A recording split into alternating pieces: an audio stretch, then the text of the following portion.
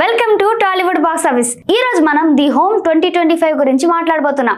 There's something very wrong with this place. The home 2025 cinema ఒక horror thriller. Director James DeMonaco. ఇది purge లాంటి dystopian కాదు. Retirement home backdrop లో వచ్చిన story. Hero Max ఒక rebel young guy. Court order తో old age home లో community service చేస్తాడు. అక్కడ రెసిడెంట్ స్టాఫ్ లో సీక్రెట్స్ ఉన్నాయని తెలుస్తుంది. 4th ఫ్లోర్ లో ఏదో మిస్టరీ ఉంది. దాన్ని కనిపెట్టే క్రమంలో స్టోరీ నడుస్తుంది. ప్లాట్ ఆసక్తికరంగా స్టార్ట్ అవుతుంది. ఓల్డేజ్ హోమ్ లో డార్క్ సీక్రెట్స్ ఐడియా కొత్తగా ఉంది. గెట్ అవుట్ వైఫ్ ఫీల్ ఇస్తుంది. మొదటి భాగం మ్యాక్స్ లైఫ్, అతని స్ట్రగల్స్ చూపిస్తూ స్లోగా నడుస్తుంది. సెకండ్ హాఫ్ లో ట్విస్టులుంటాయి, హారర్ ఎలిమెంట్స్ పెరుగుతాయి. లాస్ట్ 20 నిమిషాలు ఇంటెన్స్ గా ఉంటుంది.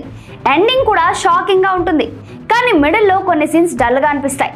సస్పెన్స్ మిస్ అవుతుంది. కొన్ని హారర్ ట్రాప్స్ రిపీట్ అయిన ఫీలింగ్ వస్తుంది. నటనలో పీట్ డేవిడ్సన్ ఓకే, కానీ ఎమోషనల్ సీన్స్ లో కనెక్ట్ కాలేదు.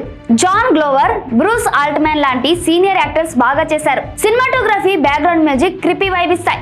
గోరీ ఎఫెక్ట్స్, ఒక డెత్ సీన్ సూపర్ ఇంపాక్ట్ఫుల్ గా ఉంటుంది. మొత్తంగా ది హోమ్ ఒక డీసెంట్ హారర్ మూవీ, కానీ గుండెలు గొగ్గురు పడిచే స్థాయిలో లేదు. హారర్ ఫ్యాన్స్ కి ఒకసారి చూడొచ్చు. సో మన రేటింగ్ వచ్చేసి 3/5. Ending effects highlight.